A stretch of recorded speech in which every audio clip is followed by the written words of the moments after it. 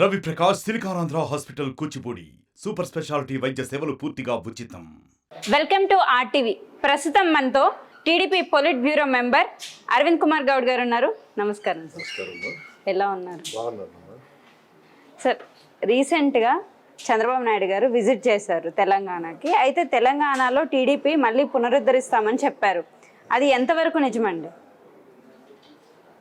అంటే తెలంగాణలో తెలుగుదేశం పార్టీకి అనేక అనుబంధాలు ఉన్నాయి. తెలంగాణ ఈవెన్ ఆంధ్రప్రదేశ్ ఉమ్మడి రాష్ట్రంలో ఉన్నప్పుడు కూడా తెలంగాణలో తెలుగుదేశం చాలా పటిష్టంగా ఉంది.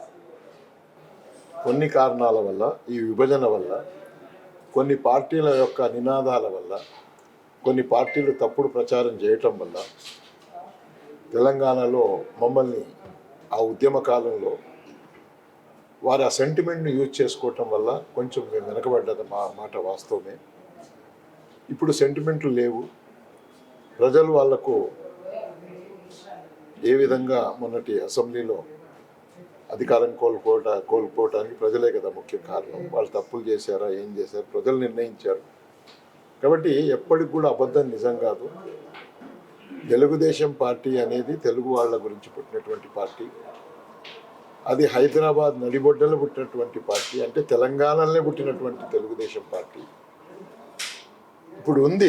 మీరు చూశారు మొన్న ఎయిర్పోర్ట్లో ఒక్క పిలుపు మేరకు చంద్రబాబు నాయుడు గారు వస్తున్నారంటే ఏ విధంగా ఒక విప్లవం లాగా, మేమేమి ఒక రోజులో 2 రోజుల్లో తీసుకొస్తే అంత జనాలు వచ్చే పరిస్థితిలో స్వచ్ఛందంగా వచ్చినటువంటి ఆ ప్రజలను, నాయకులను, కార్యకర్తలను చూస్తే తెలుగుదేశం పార్టీ యొక్క సత్తా, బలం అందులోనే తెలిసిపోయింది. రెండోది ఏంటంటే, నిన్న ఆత్మీయ సమ్మేళనం చేశాం. అన్ని జిల్లాల నుంచి మా యొక్క కార్యకర్తలు, నాయకులు రావటం, కొంచెం తోపులాటలు, కొన్ని వేల మంది రావటం, దీనికి నిదర్శనమే తెలుగుదేశం పార్టీ ఇంకా బతికుంది, తెలుగుదేశం ఓటర్ బతికున్నాడు. కాబట్టి మీరు ఇంకో విషయం ఏంటంటే, మనం చూసాం చంద్రబాబు నాయుడు గారిని జైల్లో పెట్టినప్పుడు చూసాం. ఆంధ్ర కంటే తెలంగాణలో మేమందరం కూడా ఓ ఉద్యమ రూపంలో తీసుకొని, మేం కేవలం పార్టీ వాళ్ళమే కాదు, ప్రజలు స్వచ్ఛందంగా ఏవి లక్షలు హైటెక్ సిటీ దగ్గర నిన్న బాబు గారు కూడా చెప్పారు. ఇవన్నీ చూసిన తర్వాత తెలంగాణలో ఈ యొక్క సెంటిమెంట్ను యూజ్ చేసుకున్నందుకు కొంచెం మేము మబ్బులాగా, చంద్రుడికి మబ్బు ఎట్లా వస్తుందో ఆ విధంగా జరిగింది. మబ్బు వెళ్ళిపోయింది. ప్రజలు నిజమేందో తెలుసుకుంటున్నారు.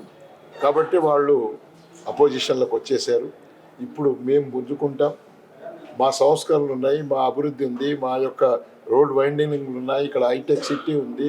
ఈరోజు ఒక విదేశాల్లో ఫారిన్ కంట్రీలో ఉన్నామని చూస్తే మనం అక్కడ హైటెక్ సిటీ దగ్గర చూస్తే ఒక్కసారి అర్థమవుతుంది. అంతా కూడా క్రెడిట్ అంతా కూడా చంద్రబాబు నాయుడు గారు, తెలుగుదేశం పార్టీకే ఉంటుంది. కాబట్టి ప్రజలు ఆలోచిస్తూ ఉన్నారు. ఇంకోటి ఏంటంటే సామాజిక మార్పులు.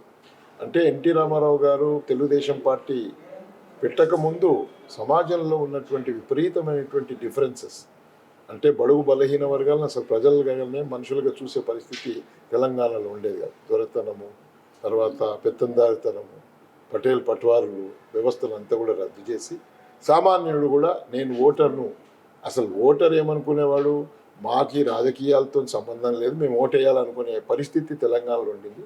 దాన్ని మార్చి ప్రజాస్వామ్యం ఏ విధంగా ఉండాలి, ప్రజలకు ఏం హక్కు ఉంటుంది, ఓటర్కి ఏం హక్కు ఉంటుంది అని తెలియజేసినటువంటి పార్టీ తెలుగుదేశం పార్టీ.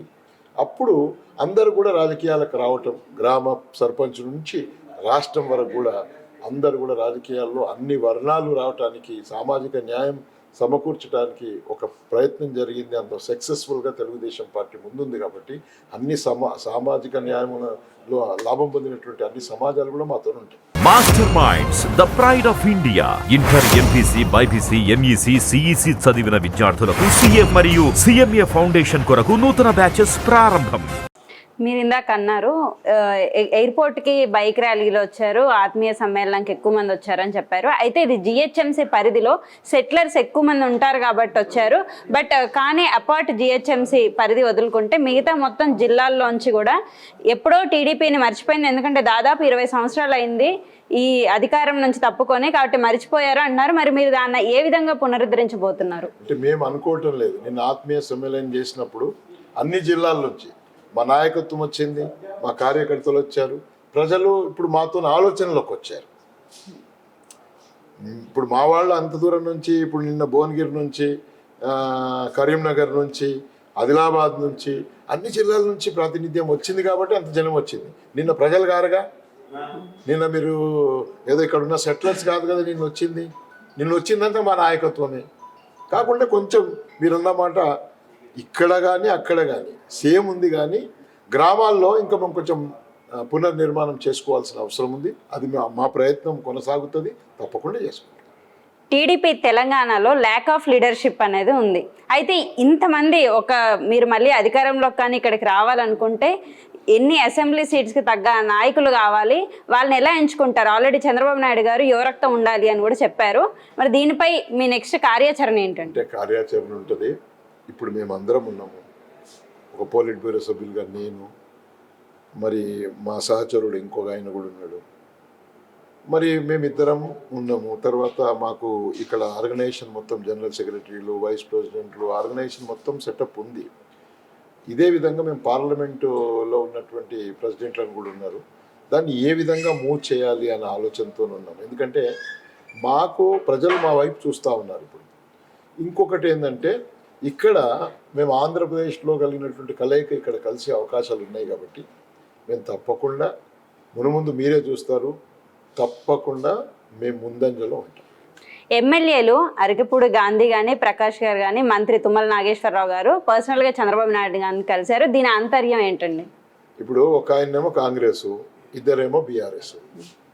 కాంగ్రెస్ ఆయన మంత్రి, ఆయనేమో మా పార్టీలోకి రాడు కదా.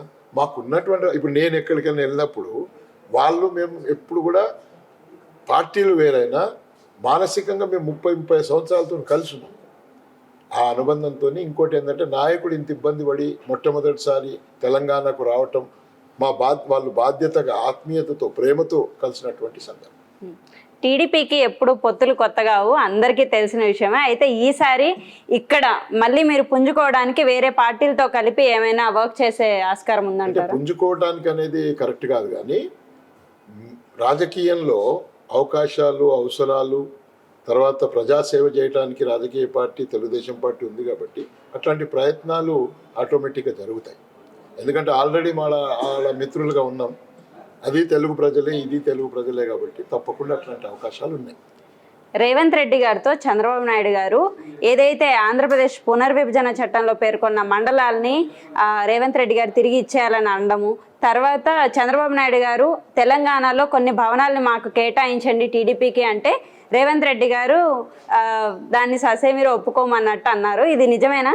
అంటే ఎక్కడన్నా న్యూస్లోనైతే నేను చూడలేదు మాట్లాడింది. వాళ్ళు లోపల ఏం మాట్లాడిండ్రు అనేది కూడా మాకు ఇంకా తెలియదు.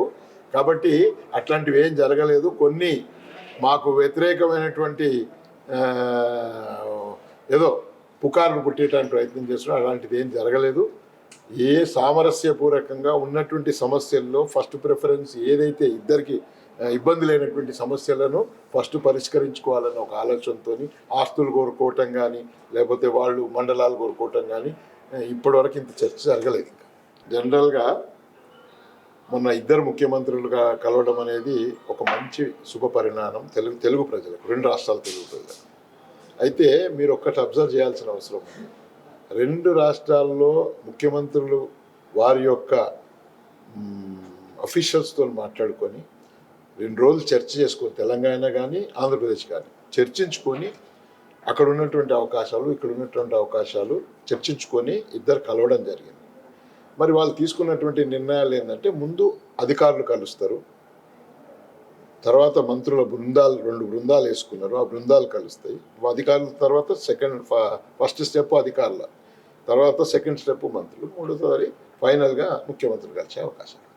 Thank you so much sir for your valuable information. Thank you. మరిన్ని వీడియోస్ కోసం ఛానల్ ని సబ్స్క్రైబ్ చేయండి, లేటెస్ట్ అప్డేట్స్ కోసం వాట్సాప్ ఛానల్ ని ఫాలో చేయండి, అండ్ లింక్ డిస్క్రిప్షన్ లో ఉంది.